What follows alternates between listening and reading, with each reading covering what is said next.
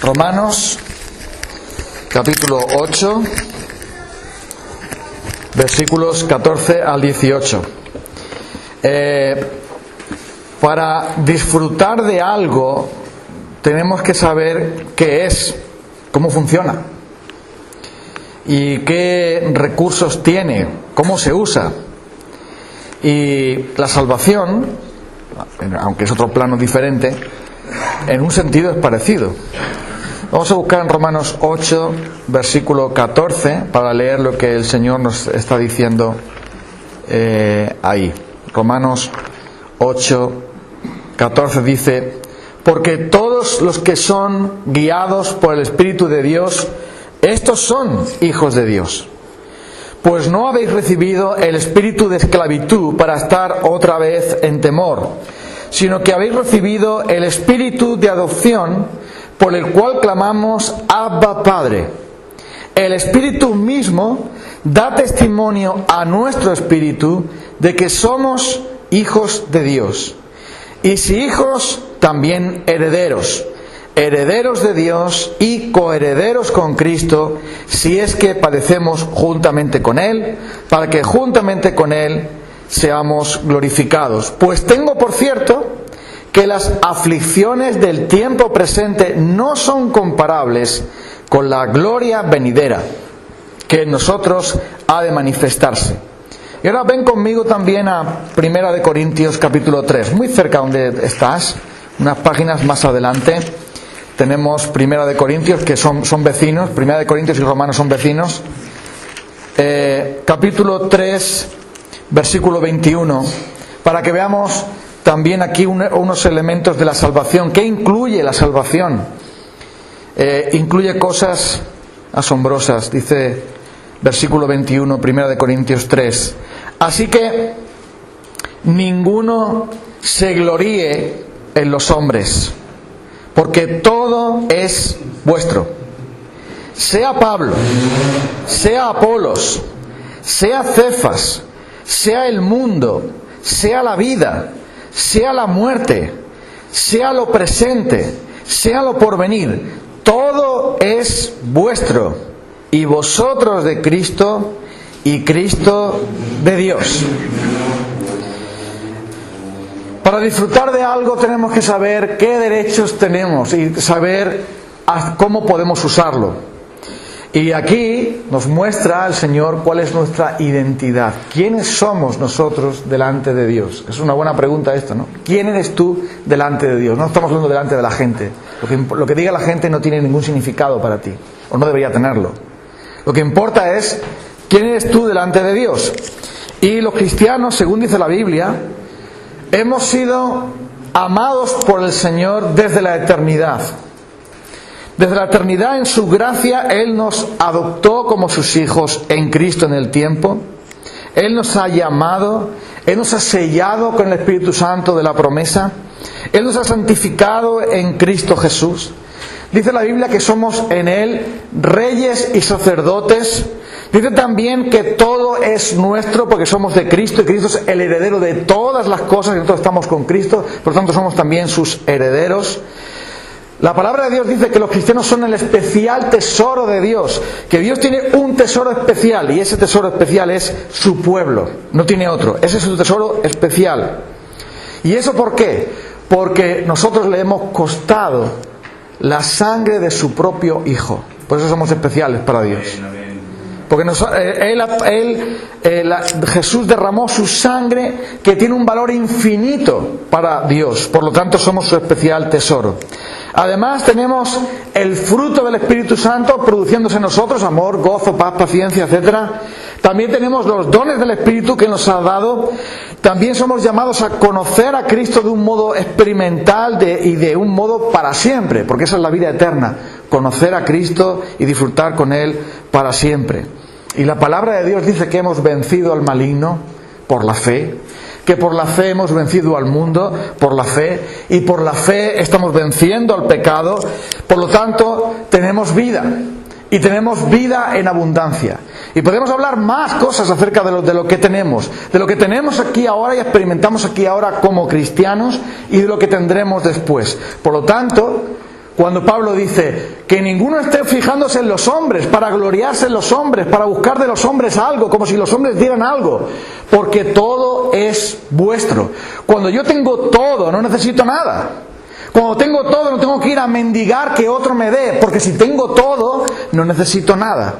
Y por lo tanto, entender la salvación quiere decir disfrutarla, experimentarla de un modo completo, sabiendo que con toda seguridad todo lo que Cristo ganó en la cruz para nosotros nos va a ser dado sin faltar ni una coma, sin faltar ni un punto, sin faltar ni un centímetro, por llamarlo de alguna manera, sin faltar un céntimo.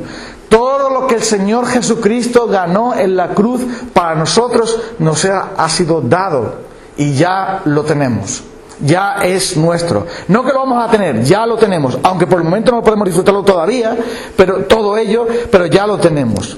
Entonces, si eso es verdad, si el Señor dice que quien nos toca a nosotros toca a la niña de sus ojos, si Él dice que nuestros nombres están esculpidos en sus palmas, en sus manos, si Él dice que nunca se olvidará de nosotros, si Él nos ha dado grandísimas y preciosas promesas y nos ha dicho que cuando pasemos por el fuego no nos quemaremos porque Él estará con nosotros, cuando pasemos por la aflicción Él estará con nosotros, si el Señor nos ha dado tales promesas y nos ha entregado a su Hijo y con Él nos va a dar también todas las cosas, si en Cristo Jesús no puede haber nada ni nadie que nos pueda separar de su amor, si es verdad que el Espíritu Santo nos ha sido dado como el sello, la garantía de que le pertenecemos y que nada nos podrá separar de Él, que somos sus ovejas y sus ovejas oyen su voz, le siguen y nadie nos va a arrebatar de la mano del Padre, de la mano del buen pastor también que es Cristo, si es verdad que de nuestro interior pueden brotar ríos de agua viva al tener al Espíritu Santo en nosotros, si todo eso es verdad, ¿por qué cristianos que se mueren? ¿Por qué hay cristianos que viven arrastrando los pies como si llevaran pesadas cadenas? ¿Por qué hay cristianos que han perdido el gozo? ¿Por qué no tienen paz? ¿Por qué no tienen poder? ¿Por qué no tienen la presencia de Dios? ¿Qué les pasa a esos cristianos que parece que continuamente tienen diarrea? Eso os lo digo para que os riáis un poco, ¿no?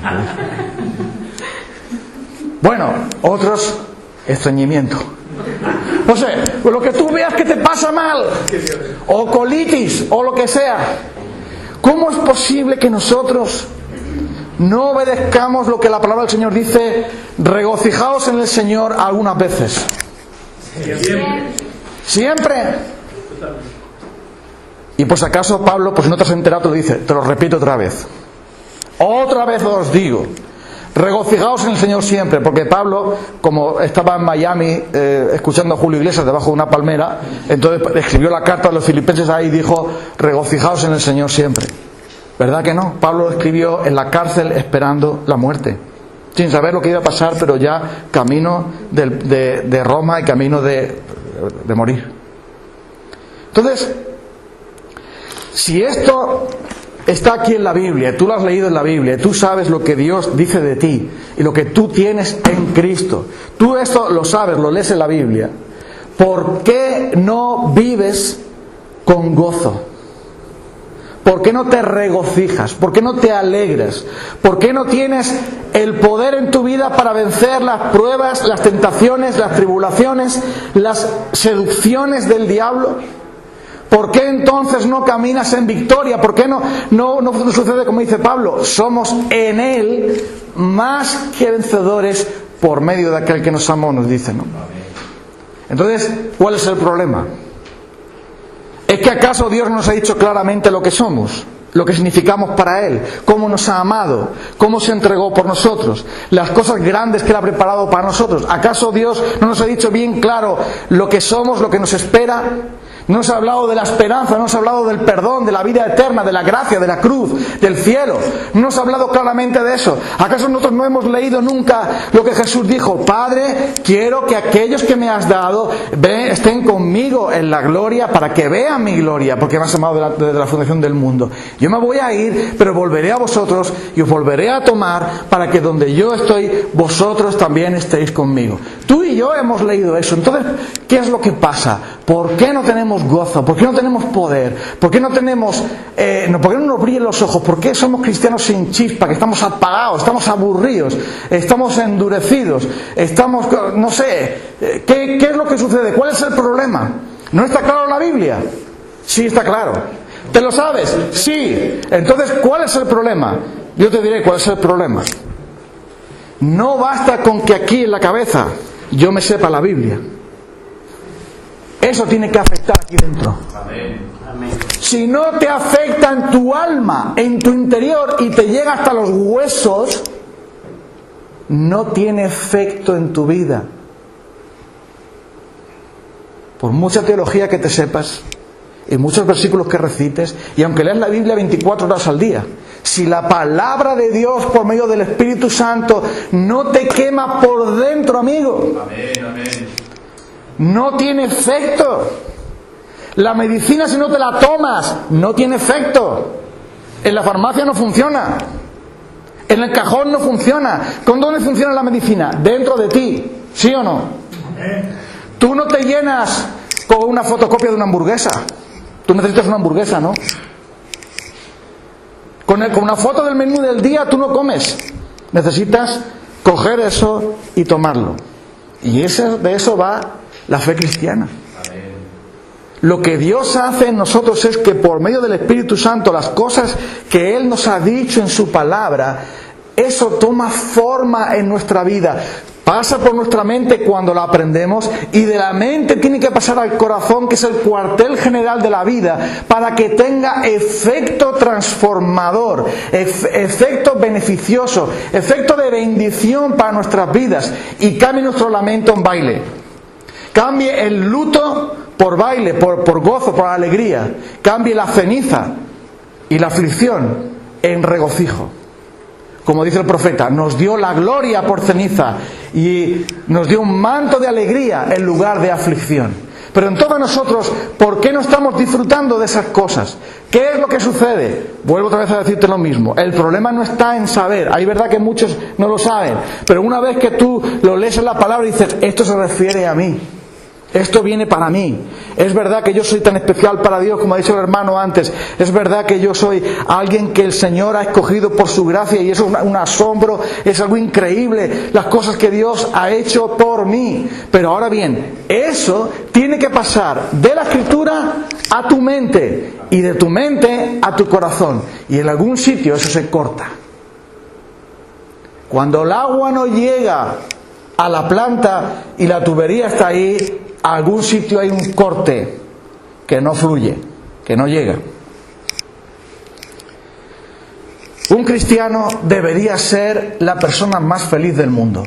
¿Estás de acuerdo? Amén. Porque si no, ¿para qué?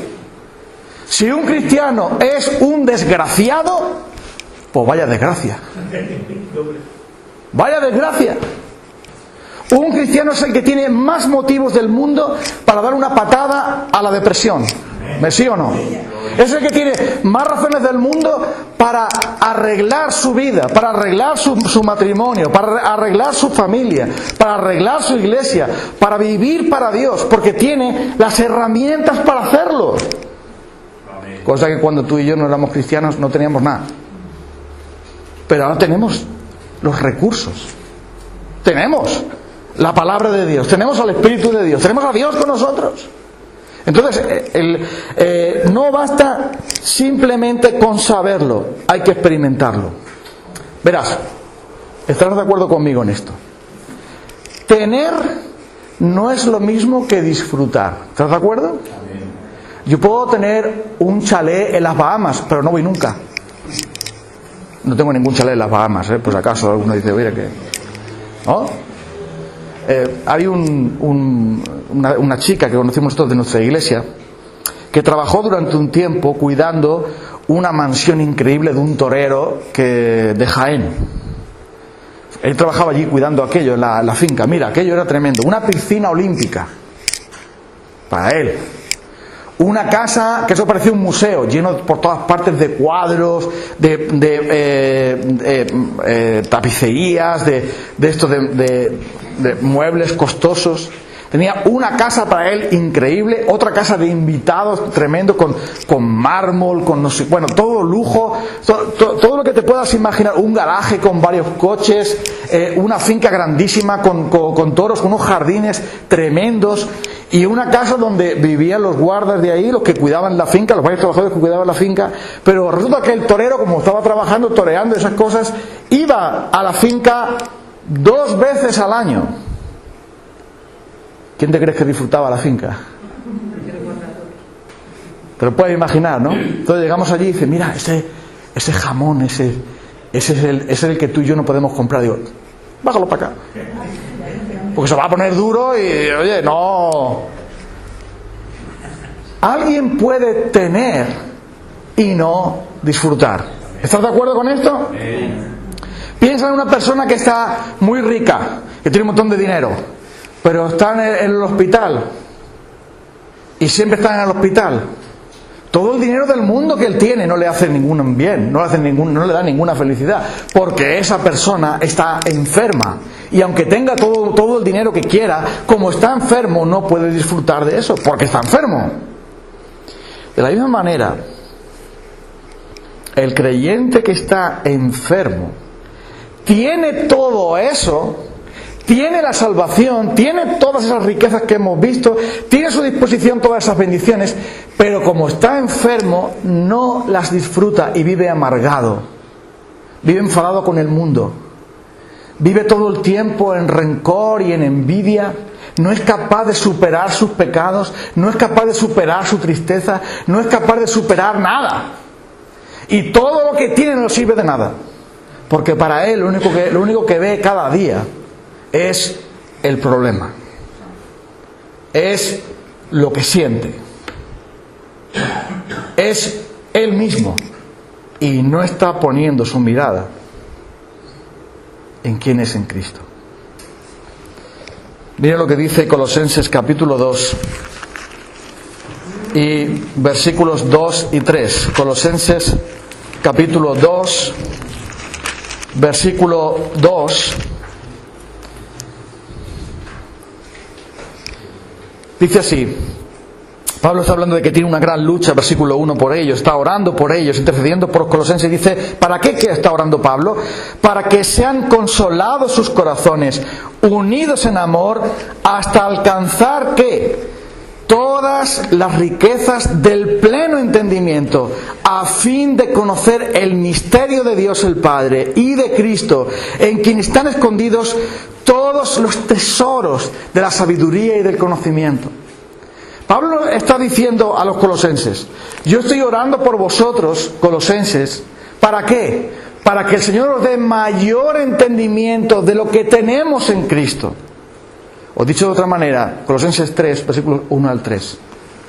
Si habéis resucitado con Cristo, buscad ¿qué? Las cosas de abajo, de arriba, donde está Cristo sentado a la diestra de Dios. Poned vuestra mente, vuestra mira, vuestro objetivo, vuestro corazón en Él, en Cristo, que está a la derecha del Padre. Si Cristo está a la derecha del Padre y tú eres tan especial para Él, Él te dará lo que tú necesites. Él te guardará cuando lo necesites.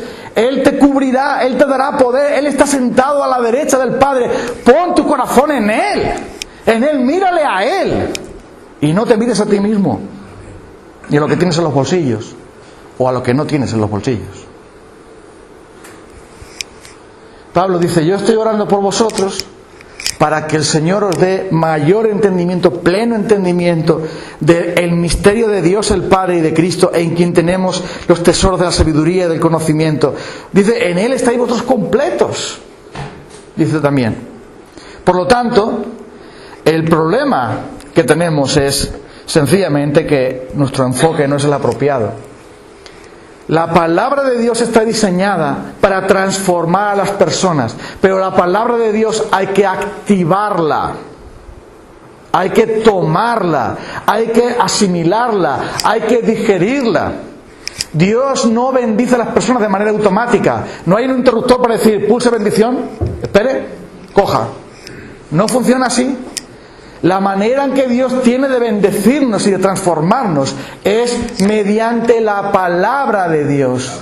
la cual es la herramienta del Espíritu. El cirujano va a utilizar su herramienta, va a utilizar su instrumental, va a utilizar su bisturí, va a utilizar lo que sea necesario para llevar a cabo la operación.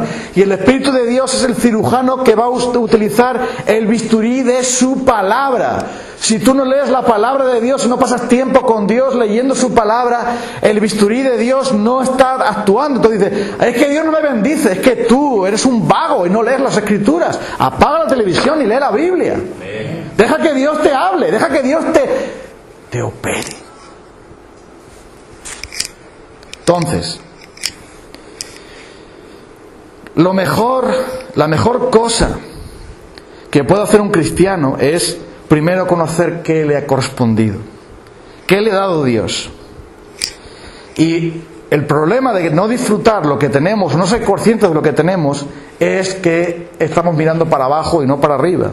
Entonces, ¿esto por qué sucede? Sucede en primer lugar porque el pecado tiene un lugar en nuestra vida que no corresponde. Echad un vistazo a Romanos 8 otra vez. Y ahí dice el versículo 12 y 13 lo siguiente. Esto es muy revelador. Romanos 8, versículos 12 y 13. Así que, hermanos, somos deudores, no a la carne, es decir, a nuestras pasiones pecaminosas humanas, para que vivamos conforme a la carne. Porque si vivís conforme a la carne, moriréis. Mas si por el Espíritu hacéis morir las obras de la carne, viviréis. No estoy diciendo aquí que si nosotros caminamos en la carne, dejamos de ser hijos de Dios, ya nos convertimos en otra cosa y perdemos la salvación. Mira, la salvación no es una chaqueta que tú te la pones y te la quitan. La salvación está pagada y consumada en Cristo, en la cruz, y eso no hay manera de moverlo. Pero lo que se está diciendo que es que nosotros, la salvación, podemos perder el gozo de la salvación y las bendiciones que la salvación trae. Escucha esto. David pecó, ¿sí o no? Nadie lo duda eso, ¿no? Ya sabes en qué pecó David, ¿no? Echó un par de mentiras y se le escapó algún taco, ¿no? David pecó gravemente contra el Señor y lo encubrió, trató de encubrirlo, hasta que llegó Natán y le contó la historia de la ovejita. Y el Espíritu Santo vino sobre David y él escribió el Salmo 51. ¿Y qué dice? Devuélveme la salvación que ya la perdí, Señor. Cuando el pecado abunda en nosotros, los frutos de la salvación, las bendiciones de la salvación, es decir, las cosas benditas a nuestras vidas, a nuestros corazones, a nuestros sentimientos, a nuestro ser, que trae la salvación, las perdemos de vista porque estamos contaminados, está ocupando el pecado el lugar que debería corresponder al gozo, a la paz, a la paciencia, a la bondad, la benignidad, la fe, la mansedumbre, la templanza. Por lo tanto, el pecado tiene la culpa de todo, no el pecado del otro, sino el nuestro, el de cada uno.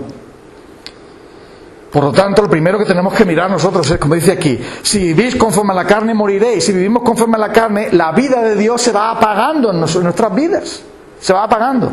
Pero si por el Espíritu dice, hacéis morir las obras de la carne, porque mira, las obras de la carne, es decir, el pecado, tú no puedes con él. No sé si te has enterado de eso. Que a lo mejor alguno no se ha enterado. Yo sí me he enterado. Yo sí lo sé. Yo no puedo con mi pecado. Si vosotros podéis con él, os lo regalo. Os lo doy. Yo no puedo con mi pecado. Llevo ya 53 años con mi pecado y es cansino de narices. Porque cuando creo que estoy en un día que estoy diciendo, oye, no tengo un mal día hoy para ser cristiano, pienso en cualquier chorrada y digo, madre mía, qué vergüenza. ¿A ti no te pasa eso? El pecado está tan sumamente enraizado en nuestro ser que hasta que no venga el Señor o vayamos con Él, amigo, hermano, no hay manera de erradicarlo. Pero sí lo podemos controlar. Eso sí, por el Espíritu. si por el Espíritu hacéis morir las obras de la carne, viviréis. Es decir, si por medio del Espíritu Santo tú luchas contra el pecado, la vida de Dios va a reproducirse más y más. Es sencillo esto. Un campo.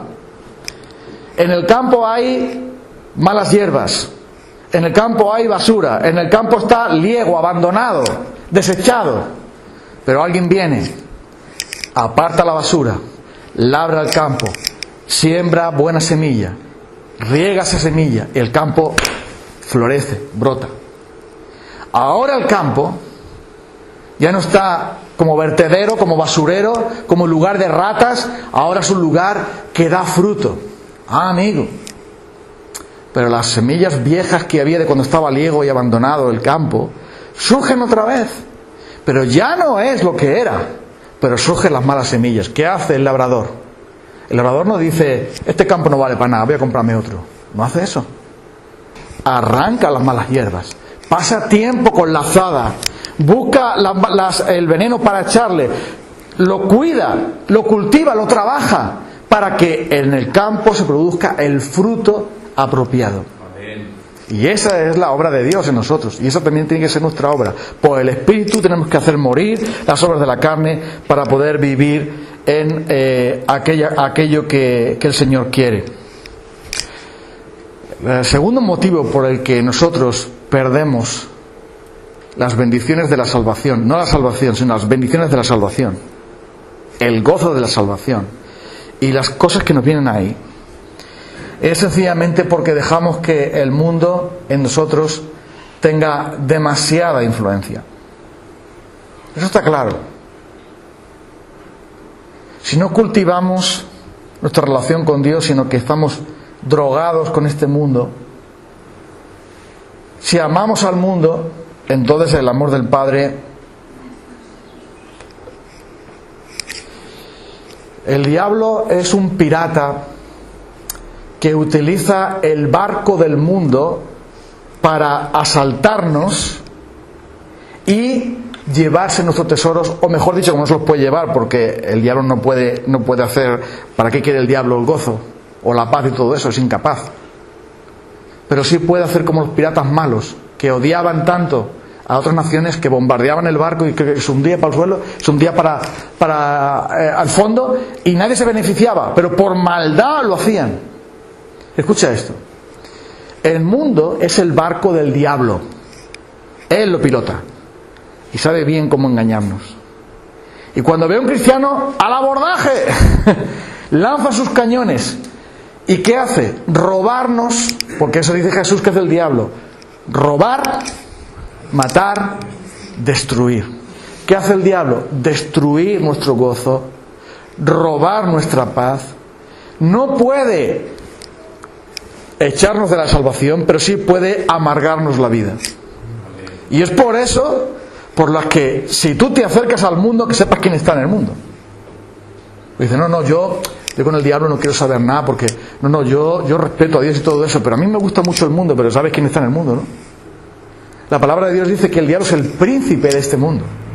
Y cuando tú y yo somos llevados a amar cosas del mundo y a drogarnos con el mundo y a buscar cosas del mundo, que sepas que el diablo está detrás para decir, ven para acá, ¿qué? Como la zanahoria que se pone delante del burro, ¿no? Como el anzuelo que se lanza para que el pez quede enganchado. Y así hay muchos que son enganchados.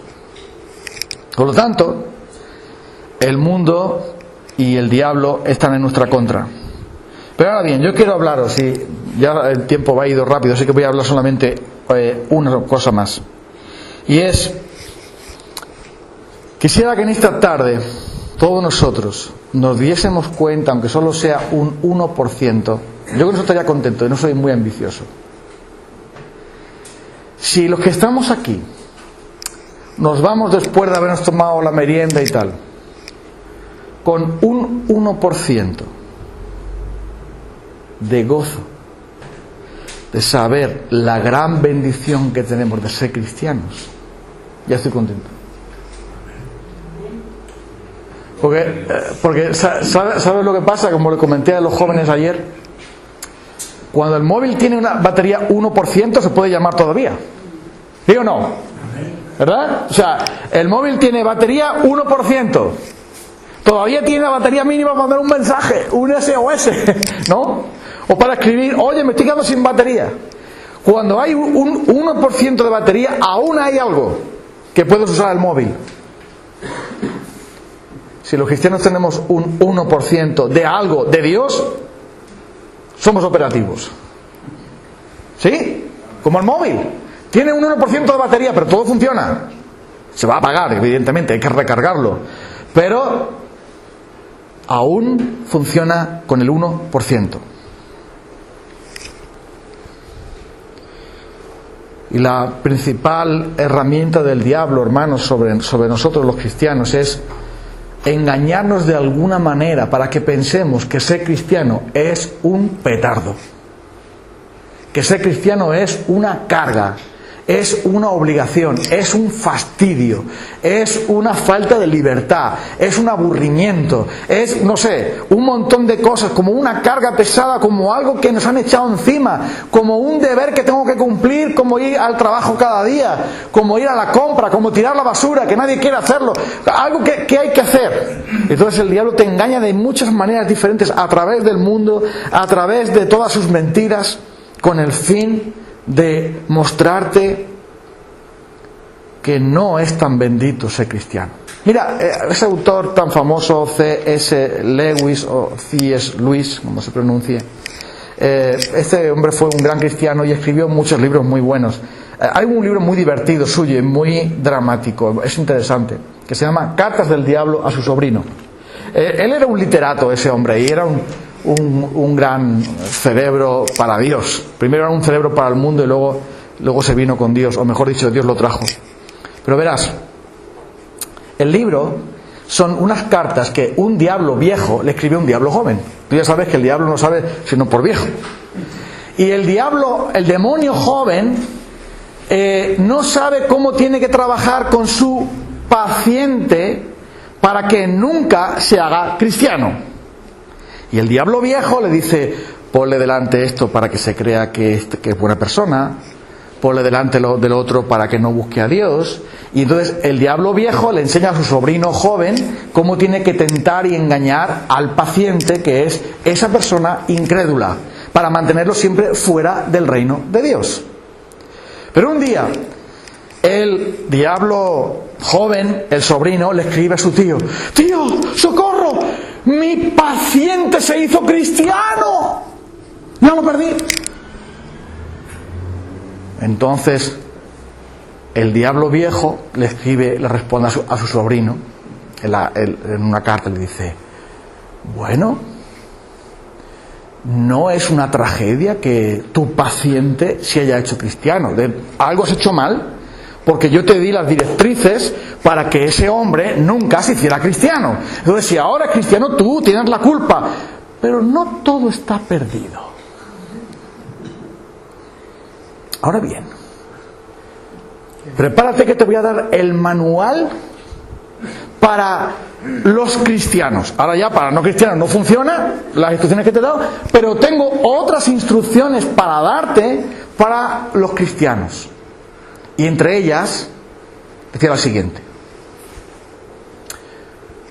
acompaña siempre a tu paciente a la iglesia.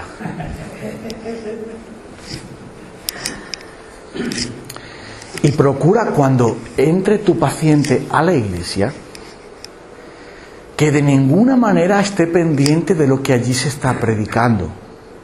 Procura que él esté pensando en qué zapatos lleva el de al lado, qué aspecto tiene la persona que va a hablar o a predicar. Procura que escuche todos los comentarios y chismes de la congregación. Procura que se fije en cómo van vestidas la gente y cómo hablan, si son educados o no son educados, si le tratan bien, si no le tratan bien, si le han saludado, si no le han saludado, si están haciendo esto, están haciendo lo otro. Entonces le da una serie de recomendaciones para que el paciente cristiano esté completamente lejos de la palabra de Dios y del Espíritu de Dios, con el fin de aburrirlo. De tal modo que el paciente diga, ¿y qué hago yo con esta panda de hipócritas aquí? Y termine marchándose. Es interesante ese libro, te lo recomiendo, te lo puedes leer por internet gratis. Se llama Cartas del Diablo a su sobrino. La gran arma, o la gran arma del diablo es hacer desaparecer todo lo bueno de la fe cristiana para traernos, entre comillas, todo lo malo. Mira, si tú eres cristiano vas a tener un montón de problemas. El jefe no te va a tratar bien, tu mujer se enfadará contigo si no es cristiana, tus hijos no sé qué, no sé cuánto. Vas a tener que decidir si por ser honesto vas a perder dinero por ser honesto, es mejor ser deshonesto. Vas a tener que ir a la iglesia, vas a tener que aguantar unos sermones de no sé qué, vas a tener que cantar no sé cuánto, vas a tener que... Entonces te pone un montón de cosas como si ser cristiano fuese, digamos, como una carga insoportable, como para decirte, oye, me iba mejor antes, estaba mejor antes en el mundo. Pero el estado de gozo y plenitud que tenemos por medio del Espíritu Santo hace que aún lo malo se convierta en bendición para nosotros. Porque a los que aman a Dios, aún las peores cosas ayudan para bien. ¿Cómo defendernos de todas estas artimañas del diablo? Muy sencillo. Disfrutando de lo que el Señor ha preparado para nosotros. Esa es la mejor manera. ¿Cómo un hombre desecha la tentación de irse con otra mujer? Lo voy a hablar muy claro, más claro que el caldo del asilo, como luego se dice. Que siempre le echaban agua a los asilos de beneficencia, le echaban un montón de agua y mira, ya hay más sopa, han venido 10 más a comer, échale más agua, que no pasa nada. Voy a ser muy claro. Si el apóstol Pablo lo dice, la esposa cumpla con el deber conyugal con su esposo y el esposo con la esposa, para que no os tiente Satanás. Si no vais a hacer uso del sexo durante un tiempo, que sea un tiempo corto, consentido, para dedicarse a la oración, pero después volver a tener relaciones, no sea que el diablo os tiente. ¿Y sabes por qué? Porque claro, con vuestra incontinencia, porque como no tenemos el don del celibato, es un don más bien extraño. Solamente, como dice Jesús, son aquellos que Dios se lo ha dado, de ser eunucos, no tener necesidad de tener vida conyugal. Pero dice que es una cosa de Dios. El resto que no tenemos ese don de Dios, significa que si en nuestro matrimonio no hacemos el uso adecuado del matrimonio, el hombre cuando ve a otra mujer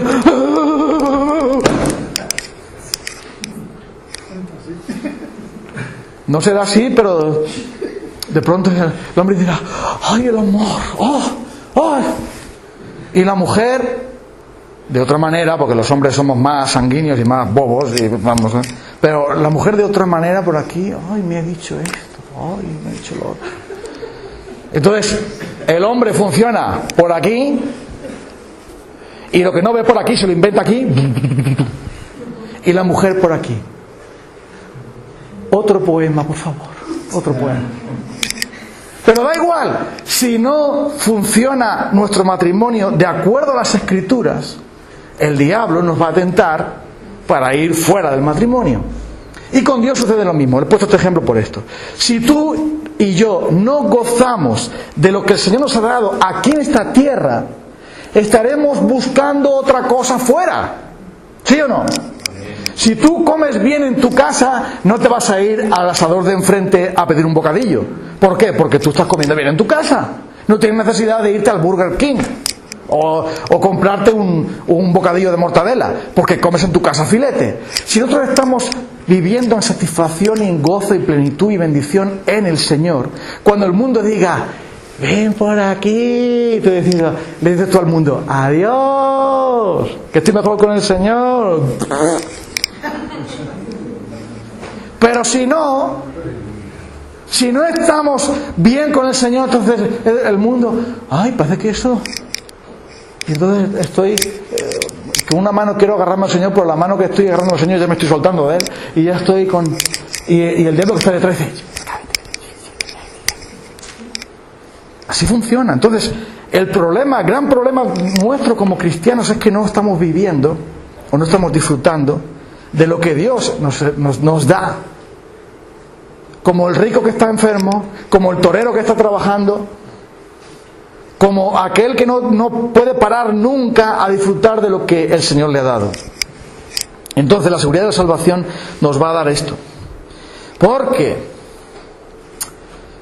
el engaño de nuestro corazón es muy grande. Y verás, tengo que acabar para que no se enfríen los sándwiches. Mira,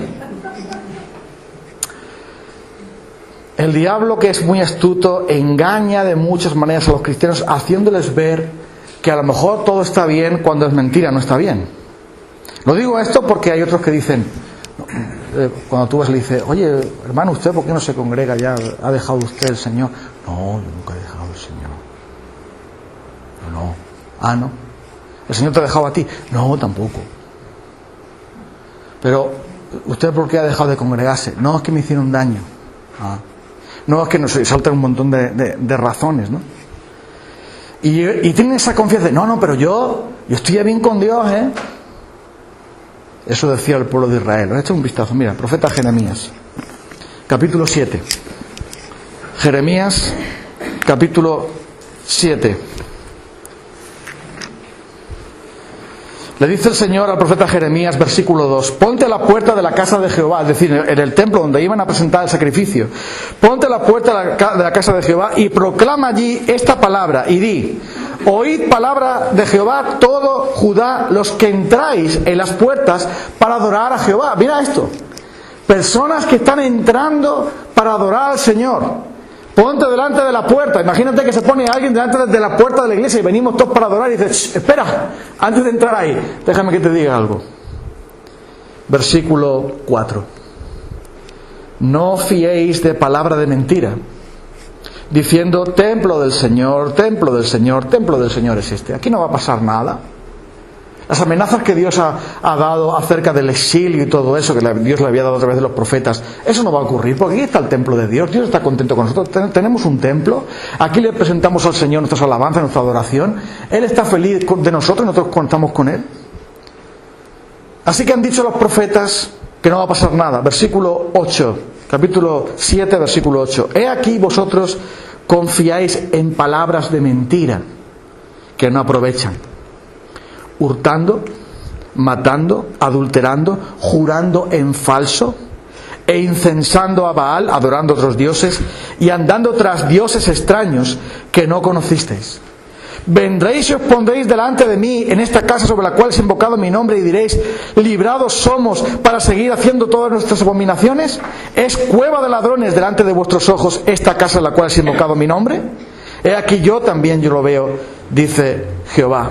Andad ahora a mi lugar en Silo, el lugar del arrepentimiento. Andad a mi lugar en Silo, donde hicieron morar mi nombre al principio, y ved lo que hice allí por la maldad, donde Dios les juzgó, donde ellos volvieron arrepentidos. Volved ahí. ¿Qué está diciendo Dios aquí? Gente que se engaña a sí misma.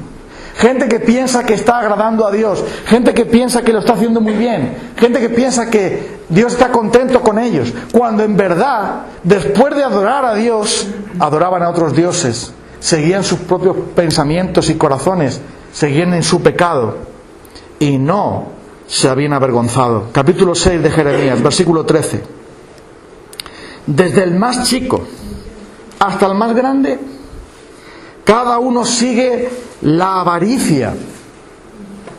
Desde el profeta hasta el sacerdote, todos son engañadores. Pero mira, pero si vamos al templo, pero si vamos a presentar la ofrenda, si somos el pueblo de Dios, si somos tan creyentes, si somos tan buenas personas, por lo menos cumplimos con nuestros votos religiosos.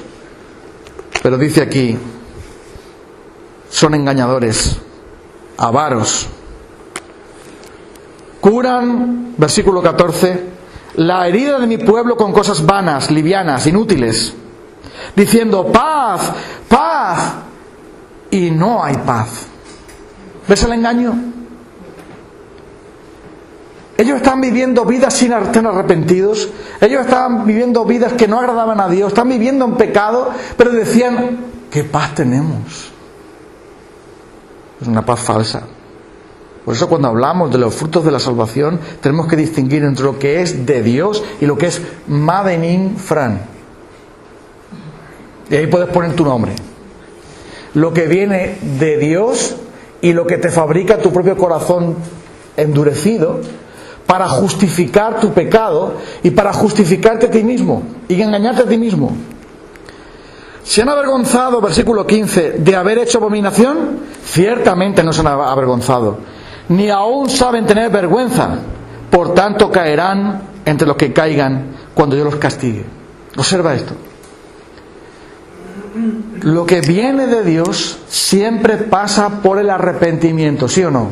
¿Sí? Cuando Dios viene a nosotros, lo que hace es con nuestro pecado pasarlo por el filtro del arrepentimiento. Ir a Silo, al lugar donde se ofrecían los sacrificios de corazón, donde la gente lloraba, donde la gente se arrepentía, donde la gente se volvía al Señor. Esa es la verdadera paz. La paz que viene cuando te reconcilias con Dios. No aquella que fabricas tú diciendo, no pasa nada, no, si esto todo el mundo lo hace, si esto no... No, sino cuando tú vienes a Dios de corazón. Entonces, ¿ves? Puedes ser engañado.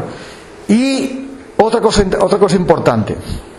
Y es que el diablo, escucha bien esto, el diablo finge hablar en nombre de Dios. ¿A que sí? Esto lo sabías, ¿no? ¿Lo sabías eso? En Jeremías capítulo 6, ya lo hemos leído, versículo 13 al 15, pero fíjate en Isaías 57, 15, este es el último versículo que leemos, lo vamos a dejar aquí. Isaías 57, 15. El engaño de ellos. Dice, por la iniquidad de su codicia me enojé y le herí, escondí mi rostro y me indigné. Y él siguió rebelde por el camino de su corazón. ¿Ves? Él estaba siguiendo rebelde su propio camino, aunque sabía que Dios estaba indignado con ellos, pero ellos seguían su propio camino. Y eso es porque los falsos profetas le habían dicho paz, paz, paz. Eso es porque ellos en su mente y en su corazón se imaginaban que todo estaba bien, cuando en verdad su vida no estaba bien.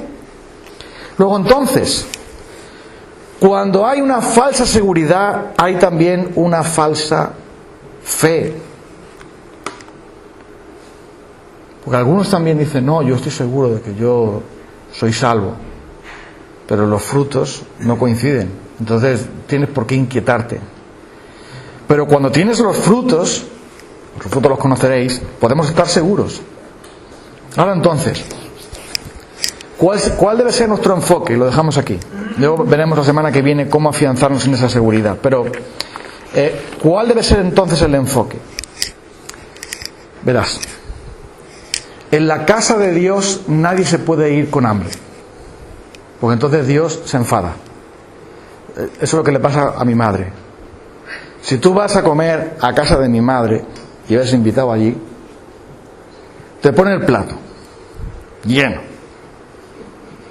puede tener casi 2 pisos, y entonces cuando tú ves que el plato está lleno, tú le dices, no me ponga usted más, entonces ya mi madre te pone 2 más, por si acaso. Entonces ya sabes que tienes que decirle al principio, no pongas más, porque sabes que 2 te van a poner, ¿sabes? O sea que si te pone el plato y te empiezas a echar, tú en la primera paletada tienes que decirle, no pongas más, porque sabes que 2 te pone más. Porque mi madre dice, de aquí no se va nadie con hambre.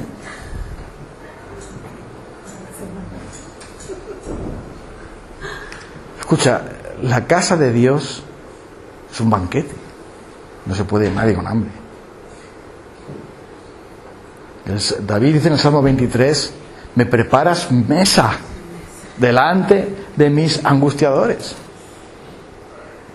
Y Jesús, cuando habla del reino de Dios, habla de una boda, de un banquete, donde hay todo lo mejor. Entonces, Dios se glorifica cuando nosotros, sus hijos, estamos disfrutando de Él, cuando estamos viviendo en gozo, cuando estamos viviendo en paz, aunque tengamos 1000 problemas, que los vamos a tener, porque Jesús dijo que vamos a tener aflicción en este mundo, eso está claro. Pero cuando nosotros estamos disfrutando de Dios, Dios se deleita en eso. Es lo que Él quiere, que disfrutemos de Él. Y eso a nosotros nos da la garantía de que nos asegura de que somos suyos, porque al disfrutar de su banquete significa que estamos con Él, y al llenarnos de Él, las demás cosas vamos a ir dejando, sencillamente porque no caben. Porque cuando Dios llena una vida, ya no cabe nada más. El pecado se tiene que ir aburrido, el diablo se tiene que buscar otro paciente, porque ya nosotros somos ya muy cansinos y ya se aburre de nosotros. Y el mundo no tiene nada que decirnos, porque si estamos viviendo en Dios con su plenitud, lo demás se va a caer. Había un joven que se convirtió y le hizo una pregunta al predicador que estaba hablando cuando se convirtió. Mire, yo he conocido a Cristo, ya soy de Él, me arrepentí, volví a Él. Dígame ahora que soy cristiano, tengo que dejar el mundo. Y aquel hombre le responde: mira, si eres un buen cristiano, si eres cristiano de verdad, el mundo te dejará a ti. Pero me gusta esa frase, porque si tú estás viviendo con Cristo, tú verás que el mundo vas a tener que soltar, vas a tener que dejar. No puedes agarrar las dos cosas a la vez. No puedes tener fuego y agua a la vez. Tú lo vas a tener que soltar. El pecado lo vas a tener que dejar. El diablo no va a tener nada que hacer, porque la vida de Dios es un torrente tan poderoso que ya lo demás no lo puede sujetar. Es la vida abundante, es la vida de Dios. Y eso te da seguridad de que eres salvo. Eso te hace disfrutar de la casa de Dios. Y cuando disfrutas de la casa de Dios, estás totalmente satisfecho en Dios y ya no vas a tener que buscar otra cosa más para llenar tu vida. Y no vas a necesitarlo, porque vas a tener los frutos de Dios. Ahora, ¿cómo tener esos frutos? ¿Cómo recibirlos? Tendrás que esperarte al próximo mensaje para saberlo. Pero hasta ahora, entiende esto. Si tú y yo no estamos disfrutando a tope del Señor, el Señor está triste por eso. Como mi madre, si le rechazas el flan de café, se enfada. Dice mi madre: oye, es que no te gusta. No, es que estoy muy lleno. Cómetelo. No, que ya me comí el pollo, me comí tal y cual. Dice: un cachito, otro cachito. Pero tienes que comer. Porque en la casa, en este caso del Señor, Él quiere que estemos satisfechos en Él. Amén. Y Él va a llenar todo eso. Y va a hacer que todo lo demás no tenga sentido. Si tenemos a Cristo, lo tenemos todo. No busques nada más, porque todo es nuestro. Nosotros somos de Cristo y Cristo de Dios. Ponte de pie un momento, vamos a orar al Señor. Y vamos a cantar también la alabanza. Hay una alabanza, ¿verdad? Hay una alabanza para terminar.